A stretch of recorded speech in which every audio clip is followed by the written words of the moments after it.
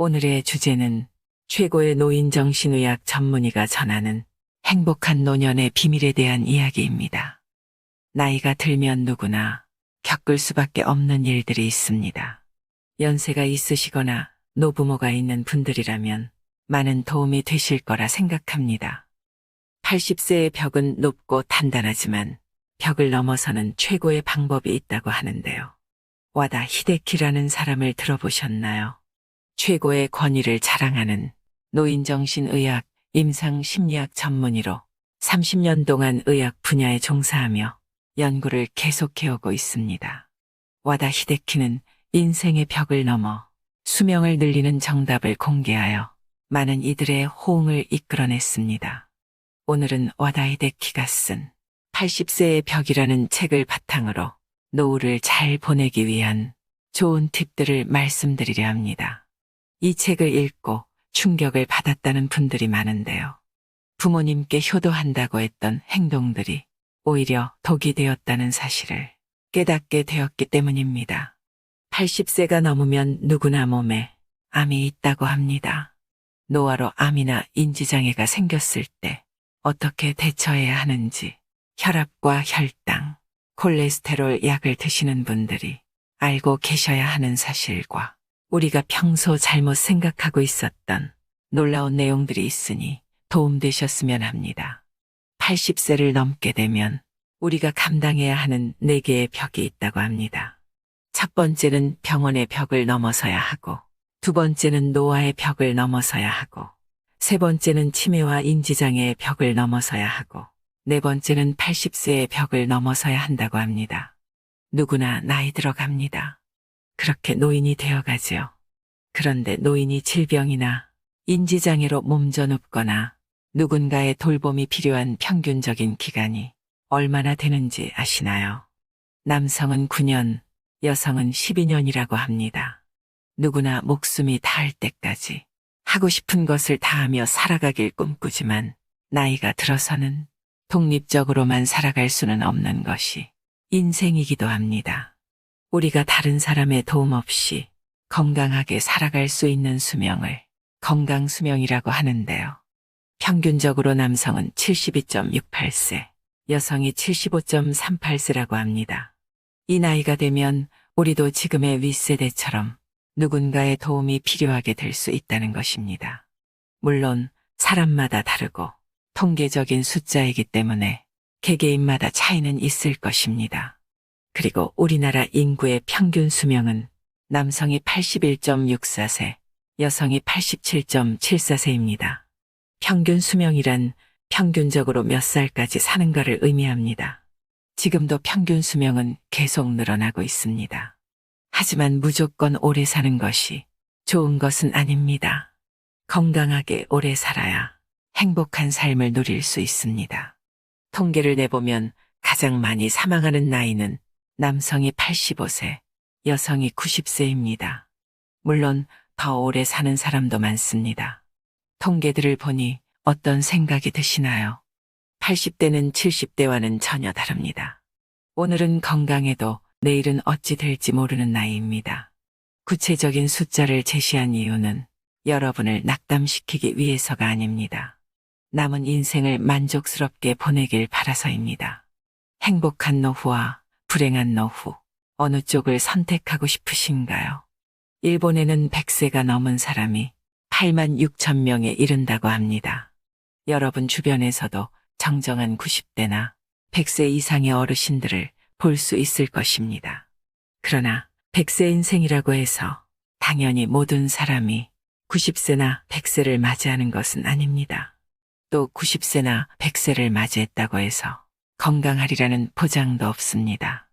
침대에 누워서 생활하거나 가족에게 학대를 당하거나 아니면 치매로 자신이 누구인지도 모르는 그런 상황이 생길 수도 있습니다. 미래는 아무도 모릅니다. 사람마다 나이도 다르고 체형도 다르고 성격이나 생각도 다르고 생활 환경도 다르고 가족 구성도 다르며 직업이나 질병 이력도 다르지만 모든 사람에게 공통되는 사항이 있습니다. 언젠가는 죽는다는 사실입니다. 죽음에 이르는 길에는 두 가지가 있습니다. 하나는 행복한 길로 마지막에 괜찮은 인생이었어 고마워라며 만족하며 가는 길이고, 다른 하나는 불행한 길로 아, 어쩌다 이렇게 됐나 하며 후회하면서 가는 길입니다. 80세 이후는 70대와는 전혀 다릅니다. 어제까지 가능했던 일이 오늘은 안 되는 상황을 수없이 맞닥뜨릴 것입니다. 컨디션 난조를 겪는 일도 잦아집니다. 각종 질병도 생기기 쉽습니다. 치매인가라는 생각에 자신감을 잃는 일도 있을 것입니다. 누군가의 죽음을 경험하면서 절망에 사로잡힐지도 모릅니다. 눈앞에 거대한 벽을 넘어서기 위해 가장 중요한 것은 노화를 받아들이고 삶을 소중히 여기는 자세입니다. 이것이 행복한 노후와 불행한 노후를 가르는 기준이 됩니다. 행복은 주관적입니다. 즉 자신이 어떻게 마음 먹느냐에 따라 달라집니다. 예를 들면 노화를 한탄하여 이것도 할 수 없고 저것도 할 수 없다며 없다를 되뇌면서 사는 사람이 있고, 노화를 받아들여 이것도 할 수 있고 저것도 할 수 있다며 있다를 소중히 여기는 사람이 있습니다. 어느 쪽이 행복할까요? 80세가 넘으면 몸속에 암이 있습니다. 모르고 사는 사람도 많지요. 와다이데키가 오랫동안 근무했던 병원은 노인 전문 병원으로 이곳에서는 해마다 100명가량의 유해를 해부하고 연구했습니다. 연구 결과에 따르면 몸속에 심각한 질병이 있음에도 생전에는 알지 못한 채 사망한 사례가 많다는 사실을 알게 되었다고 합니다. 암도 그 중 하나입니다. 85세 이상의 유해를 부검해보면 거의 모든 사람에게서 암이 발견됩니다. 즉 80세가 넘으면 누구나 몸속에 암을 품고 있는 것입니다. 일반적으로 암은 죽음에 이르는 병이므로 치료가 필수라고 알려져 있지만 사실 꼭 그렇지만은 않습니다. 현재 이루어진 연구는 당사자가 인지하지 못하는 암도 있고 생활에 지장을 주지 않는 암도 있다는 사실을 알려줍니다. 특히 나이가 들면 암의 진행이 느려지므로 치료하지 않고 내버려 두더라도 문제가 안 되는 경우가 많습니다.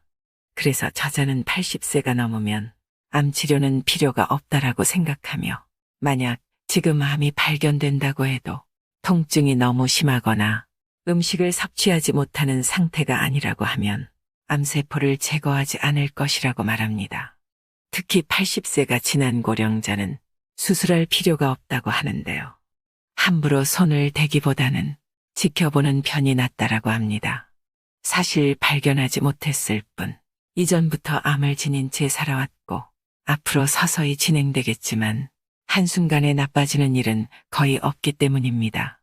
암 치료는 간단하지 않기 때문에 수술이든 화학치료든 몸에 심각한 부담을 줄 수밖에 없습니다.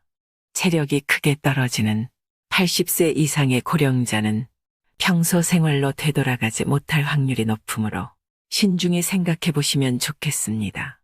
여러분도 이 사실을 꼭 기억해 두길 바랍니다. 80세 이후에는 참지 말고 살아가는 것이 좋습니다. 암에 걸리지 않으려고 식사를 제한하고 좋아하는 술이나 담배를 삼가는 분위기가 있는데, 여든이 넘으면 몸속에 이미 암이 있을 가능성이 크다고 합니다. 그러므로 암에 걸리지 않기 위해 참는 행위는 의미가 없습니다.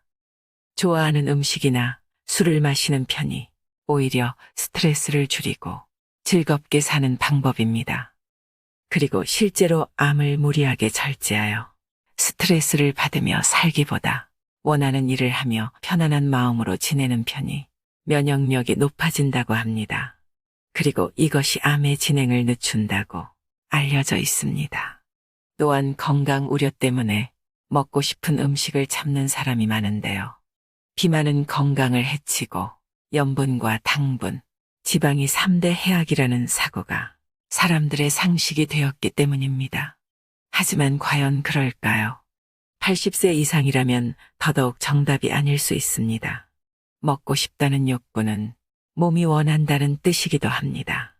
고령자는 장기 기능의 저하로 식욕이 증가하는 경우가 있습니다. 예를 들면 염분이 그렇습니다. 사람은 염분이 없으면 살지 못하는데 나이가 들면 신장이 염분을 과도하게 몸 밖으로 배출하여 혈액 속에 염분이 부족해지는 현상이 나타나기도 합니다. 신장에는 나트륨을 저장해두는 기능이 있어서 체내에 나트륨이 부족해지면 배출을 멈추고 모아두는데 노화로 인해 염분 저장 능력이 떨어지면 염분이 부족하게 됩니다. 그래서 어르신들 중에 짜게 드시는 분들이 많은 것도 그런 이유일 수 있습니다. 다음으로 인지장애에 관한 이야기입니다. 인지장애는 반드시 생긴다고 합니다. 그러니 지금 하고 싶은 일을 하라고 말합니다. 인지장애는 왜 생길까요? 나이를 먹기 때문입니다. 다만 고령자의 인지장애는 대체로 매우 더디게 진행됩니다. 실제로는 20년 전부터 서서히 진행된 것이지만 대체로 알아차리지 못합니다. 인지장애는 증상이 발현된 이후에도 계속 진행되며 근본적인 치료는 불가능하다고 하죠. 암과 마찬가지로 85세가 넘은 거의 모든 고령자 대부분이 알츠하이머형 뇌 변성이 있습니다.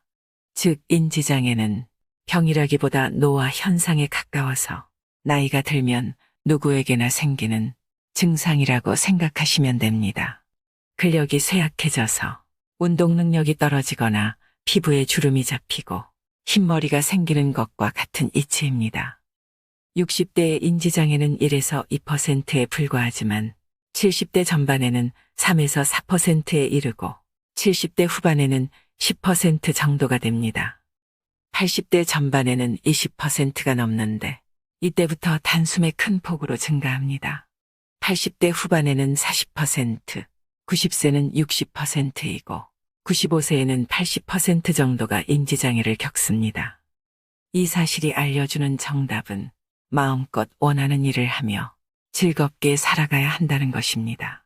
변화가 없는 따분한 일상은 뇌의 활동을 둔화시킵니다.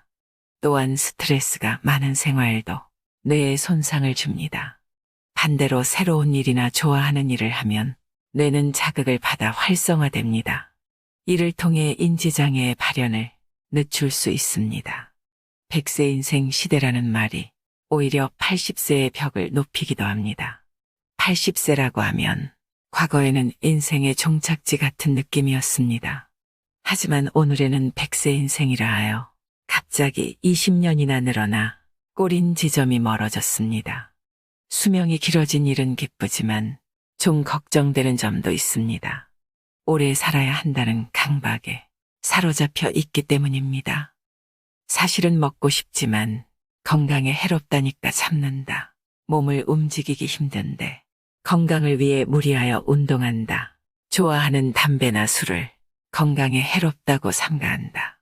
하고 싶은 일이 있지만 이 나이에라며 참는다. 효과를 느끼지 못하면서도 오래 살려는 마음에 계속 약을 먹는다. 80세가 넘은 사람이라면 전부 자제할 필요도 무리할 필요도 없는 일들입니다. 더 정확히는 자제해서도 안 되고 무리해서도 안 되는 일들입니다. 60대 정도라면 분명 효과가 있는 방법이겠지만 80세가 넘어서까지 참을 필요는 없습니다. 하나하나는 소소한 일일지 몰라도 쌓이다 보면 마음에 부담이 되어 확실히 수명이 줄어듭니다. 100세 인생이라는 말이 도리어 80세의 벽을 높이고 있습니다. 지금까지 열심히 살았으므로 80세 이후부터는 자기 즐거움을 위해 행동해야 합니다. 저자는 임상 현장에서 의학서나 논문의 지식이 전부가 아니라는 것을 깨달았다고 합니다. 환자가 살아있는 교과서였다는 것이죠. 환자들을 접하면서 인간은 누구나 오직 하나뿐인 존재이며 인생에는 우열이 없다는 사실을 깨달았다고 합니다. 진시황제를 들어본 적이 있을 것입니다. 2200년 전에 최초로 중국을 통일하고 절대적인 부와 권력을 손에 넣었던 인물입니다. 모든 것을 얻은 진시황제가 마지막으로 원했던 것은 불로불사의 육체였다고 합니다. 그는 각지에서 특효약을 가져오게 하는 등 온갖 수단을 동원했지만 끝내 소원을 이루지 못했습니다. 마지막에는 불사의 효과가 있다고 알려진 수은을 넣은 약을 먹다가 사망하게 되죠. 뛰어난 무인조차도 늙음과 죽음 앞에서는 냉정함을 유지하지 못했다는 것을 알 수 있습니다. 어찌 보면 우리처럼 평범한 사람들이 늙음과 죽음을 두려워하고 회피하려는 것은 당연한 일일지도 모릅니다. 오늘 건강하게 걷는 사람이 1년 후에도 그러리라는 보장은 없습니다. 그렇다고 해서 걷지 않는 생활만을 계속하다 보면 전혀 걷지 못하게 됩니다. 남은 기능을 쓰지 않으면 순식간에 쇠약해지는 것이 고령자의 무서운 현실입니다. 82세에서 83세 무렵에 급격하게 쇠약해지는 사람들이 있는데 이들은 대개 80세를 계기로 일을 그만둔 사람들입니다. 질병이나 부상으로 어쩔 수 없이 그만둔 사람도 있지만 이유 없이 집안에만 머무는 사람들 중에도 움직이지 못하게 된 사람이 많이 있습니다. 아직 할 수 있는 일을 스스로 포기하면 아무것도 할 수 없는 몸이 됩니다. 이 얼마나 안타까운 일인가요? 노쇠한다는 것은 서서히 몸이 약해져서 사망에 이르는 것을 말합니다. 천수를 다한 죽음이라 할 수 있는데요.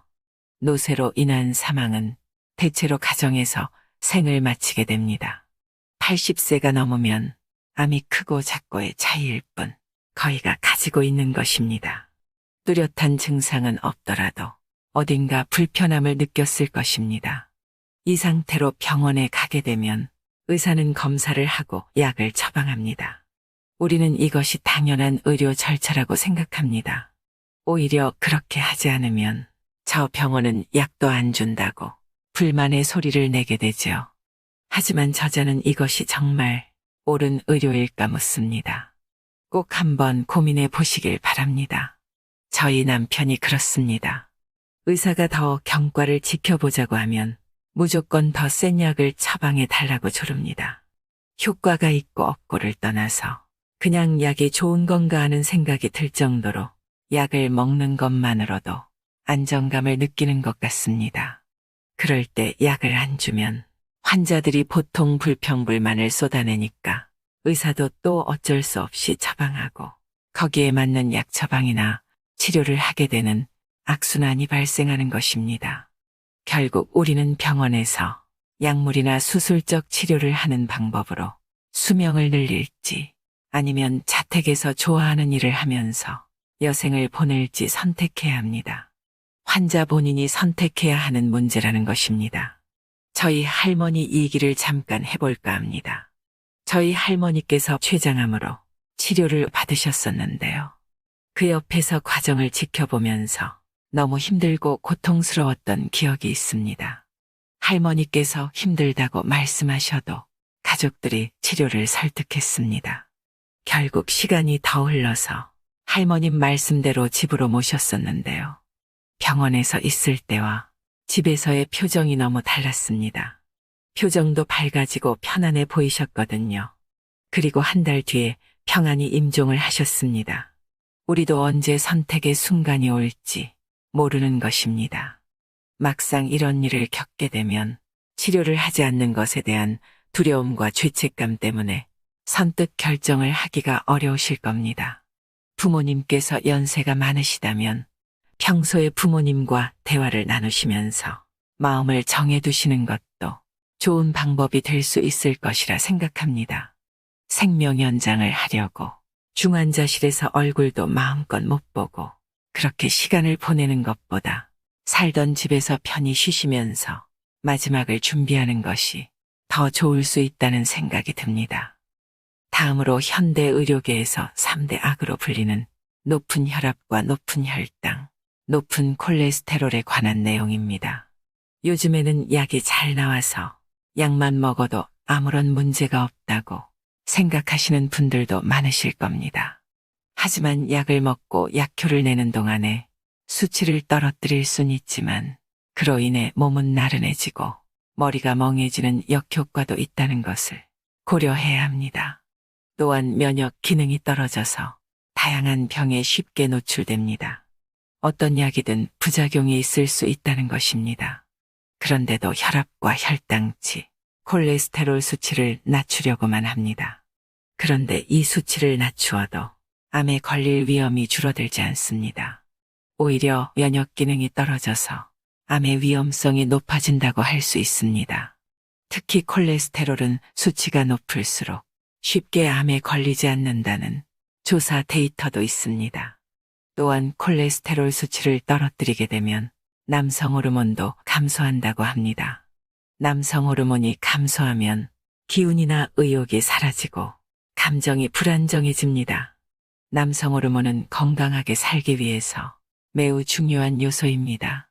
결국 우리가 무언가를 치료하기 위해서 더 많은 부작용을 감당해야 된다는 것인데요.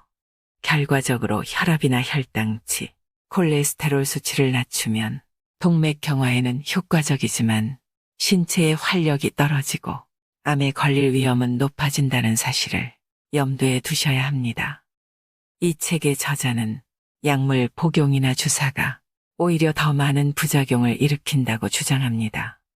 우리가 나이가 들어서 이런 치료를 할 것인지 말 것인지 진지하게 생각을 해봐야 됩니다. 저는 오래 사는 것보다 더 중요한 건 사는 동안 아프지 않고 건강하게 행복하게 사는 게 중요하다고 생각합니다. 다음으로 신체의 잔존 기능을 유지하는 비법 21가지를 소개해 보려고 합니다.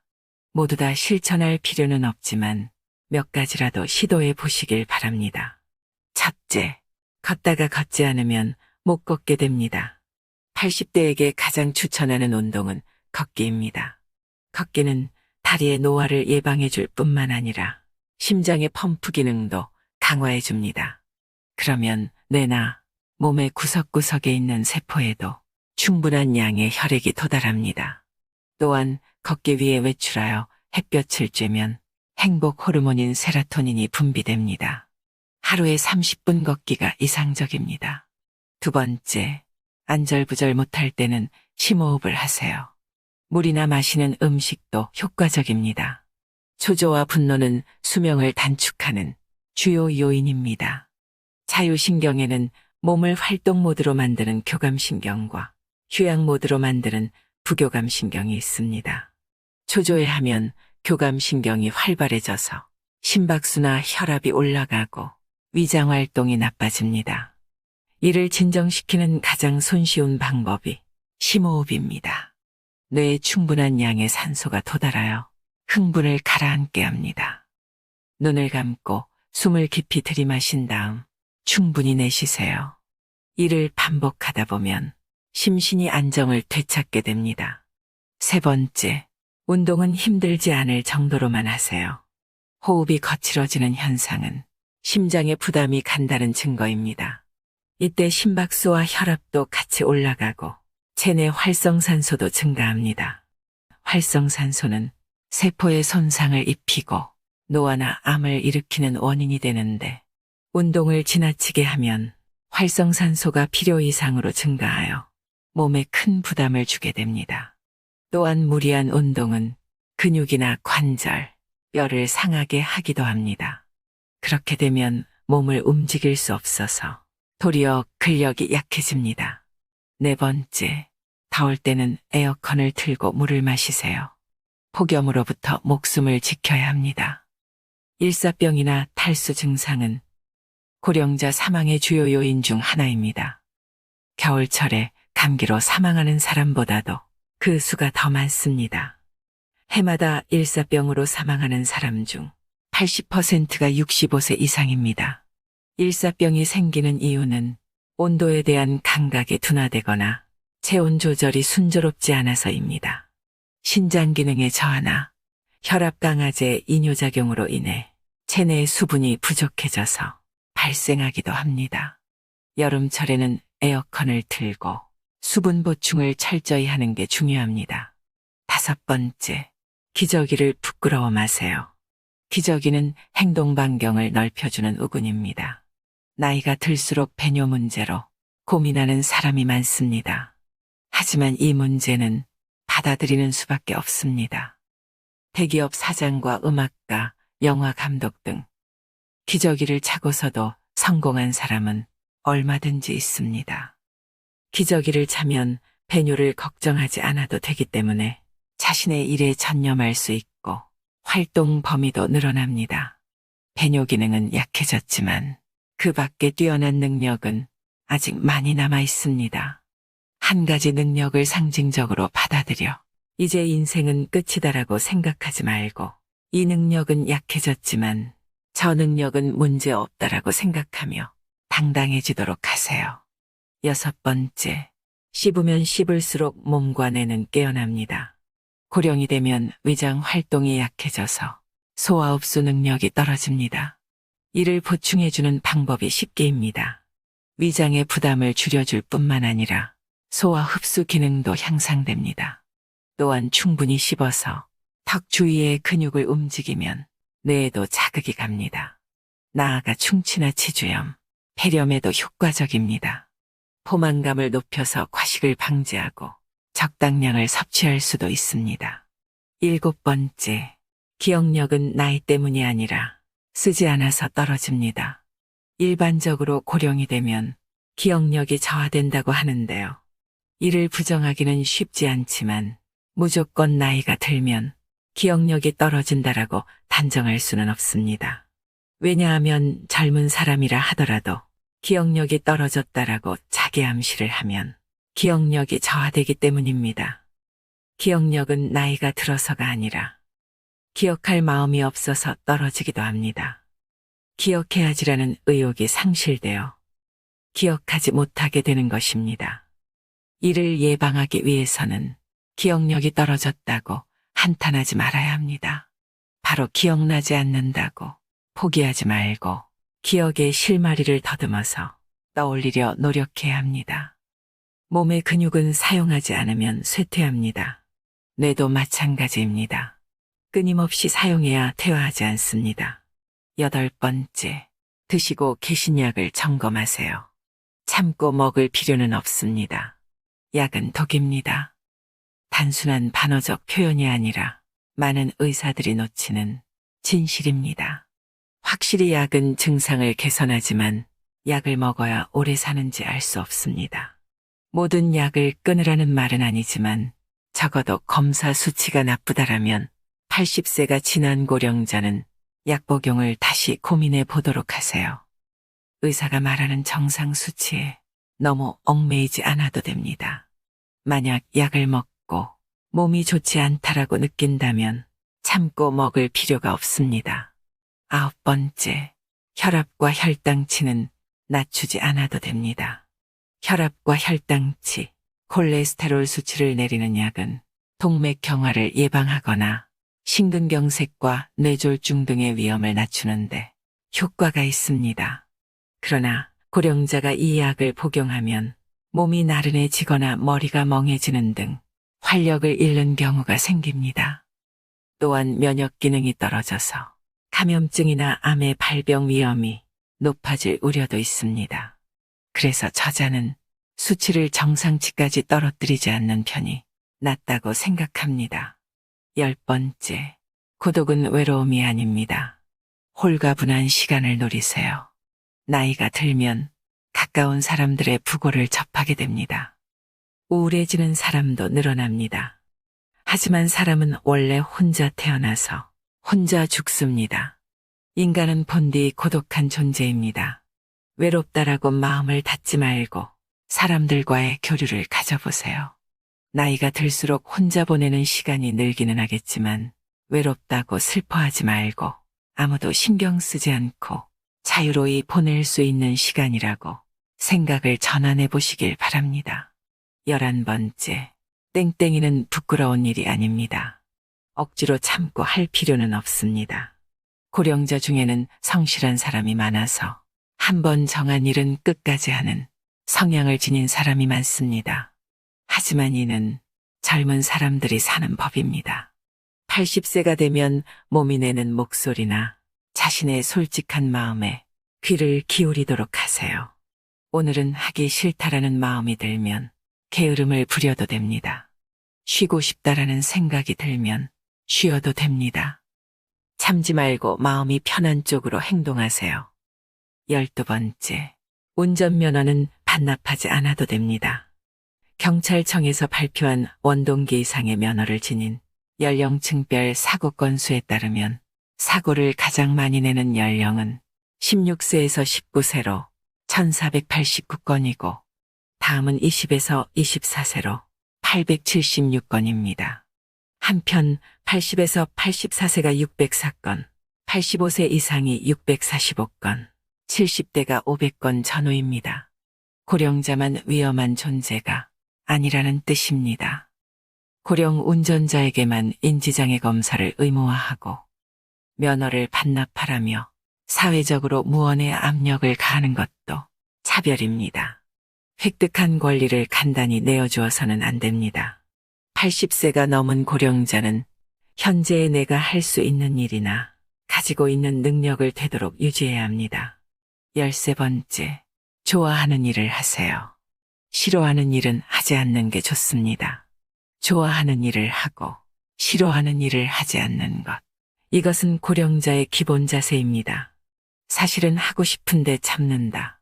사실은 하기 싫은데 참는다와 같은 태도는 지금 당장 그만두길 권합니다. 80대는 어느 날 갑자기 움직이지 못하게 될 위험을 항상 안고 있기 때문입니다.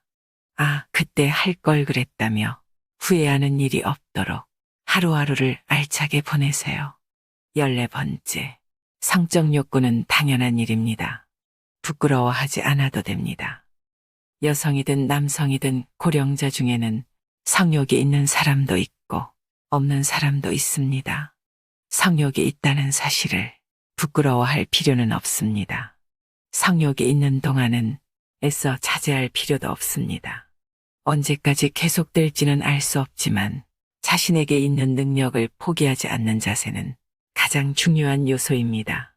15번째, 밖으로 나가세요. 80세 이상의 고령자에게 가장 적당한 운동은 걷기입니다. 하지만 코로나19 유행으로 외출을 삼가는 사람이 늘어났습니다. 그 결과 인지장애 환자는 물론이고 우울한 사람들도 증가했습니다. 그 원인 중에 하나가 세로토닌 분비량의 감소입니다. 세로토닌은 행복 호르몬이라 불리며 행복감을 높여주는 역할을 합니다. 햇볕을 쬐거나 즐거운 일을 하면 더 많이 방출된다고 알려져 있습니다. 집안에서만 지내면 근력이 약해지고 세로토닌의 양도 줄어듭니다. 그렇게 되면 무력감이나 불안, 스트레스를 느끼기 쉽습니다. 16번째, 먹고 싶으면 먹으세요. 통통한 편이 적당합니다. 수많은 데이터가 조금 살찐 사람이 오래 산다는 결과를 보여주고 있습니다. 80세가 지난 고령자는 대사증후군을 걱정하기보다는 통통한 상태를 유지할 수 있도록 먹고 싶은 음식을 먹어야 합니다. 17번째, 조금씩 자주 드세요. 80대가 되면 자유로운 시간이 늘어나지만 근력이나 장기의 기능은 떨어집니다. 이를 해결하는 방법이 조금씩입니다. 조금씩 먹고 조금씩 걷고 조금씩 자는 것입니다. 예를 들면 한꺼번에 배불리 먹지 말고 조금씩 먹으세요. 한 번에 내리 30분을 걷지 말고 아침과 점심, 저녁으로 10분씩 나누어 걷는 것입니다. 시간은 충분하므로 무리하지 말고 조금씩 자주 하는 생활 방식으로 전환해야 몸과 마음이 편안해집니다. 18번째, 인간관계를 점검하세요. 싫은 사람과는 어울리지 마세요. 80대가 되면 자연히 싫은 인간관계로부터 해방될 수 있습니다. 좋아하는 사람이나 마음이 맞는 사람을 정기적으로 만나는 것이 이상적이지만 나이가 들수록 외출을 꺼리게 됩니다. 이러한 경향은 남성 호르몬의 감소와 관련이 깊어서 남성들에게서 특히 두드러집니다. 80이 넘은 고령자에게 사람들과의 만남은 양날의 검과도 같습니다. 심신의 건강과 노화 예방을 위해서는 사람들과의 교류가 중요하지만 무리한 교류는 오히려 적잖은 스트레스가 되기 때문입니다. 직접적인 만남은 아니지만 인터넷에 자신의 의견을 올리거나 정보를 공유하는 방법도 있습니다. 어쨌든 무리한 교제는 그만두고 스트레스가 없는 관계는 지속하세요. 19번째, 텔레비전을 버리고 밖으로 나가세요. 지금의 80대는 온종일 텔레비전을 틀어놓고 별 생각 없이 보는 사람이 많습니다. 하지만 이런 생활을 계속하면 사고력은 저하되고 뇌와 신체의 기능은 퇴화합니다. 텔레비전을 끄고 밖으로 나가보면 어떨까요? 바깥 세상은 신선한 자극으로 가득해서 당신의 마음과 몸, 그리고 뇌를 건강하게 해줄 것입니다. 20번째, 투병보다는 병과 함께하세요. 재택돌봄이라는 선택지도 있습니다. 재택돌봄이란 암처럼 사망 시기를 예견할 수 있는 환자가 남은 시간을 집에 머무는 채로 좋아하는 일도 하고 좋아하는 음식도 먹으면서 마지막을 맞이한다는 뜻입니다. 즉 투병이 아니라 병과 함께라는 것입니다. 기간은 수개월에서 1년 정도인데 환자가 거의 마지막까지 신변정리나 대화를 할 수 있으므로 가족의 부담이 비교적 덜합니다. 물론 몸 상태가 급변할 때를 생각하면 병원에 머무는 편이 더 안심이겠지만 남은 시간을 자기답게 보낼 수 있다는 장점이 있습니다. 21번째, 고령자의 마법 주문을 외우세요. 어떻게든 되겠지 하는 것입니다. 80세가 넘으면 신체의 부자유, 컨디션 난조와 지인의 부고 등 갖가지 시련들이 끊임없이 닥쳐옵니다. 그래서 더는 못하겠어. 혹은 이제 틀렸어 하는 부정적인 사고에 빠지기 쉽습니다. 하지만 이와 같은 부정적인 사고는 노화를 촉진하는 요인이 됩니다. 부정적인 사고에 빠지려 할 때 도움이 되는 말이 어떻게든 되겠지입니다. 겨우 이 한마디가 뇌의 도파민의 분비를 촉진시켜 사고력이나 의욕을 높여줍니다. 뇌는 의외로 단순해서 자기 말을 믿으려는 성질이 있기에 어떻게든 해보자라며 힘을 내게 된다고 합니다. 우리가 잘 죽기 위해서 꼭 선택해야 하는 최후의 결정이 있습니다. 80세 정도가 되면 많은 사람이 마지막 준비로 고민하게 되는데요. 80세가 넘으면 먹고 싶은 거 마음껏 드시고 하고 싶은 것도 마음껏 하시면서 내가 원하는 인생을 자유롭게 사는 것이 최고입니다. 마음 내키는 대로 살면 몸도 마음도 건강하고 행복할 수 있습니다. 우리 구독자 여러분들의 멋진 노후를 응원하겠습니다. 이상으로 인생의 품격이었습니다. 하루하루 당신의 품격이 더 빛나길 바랍니다.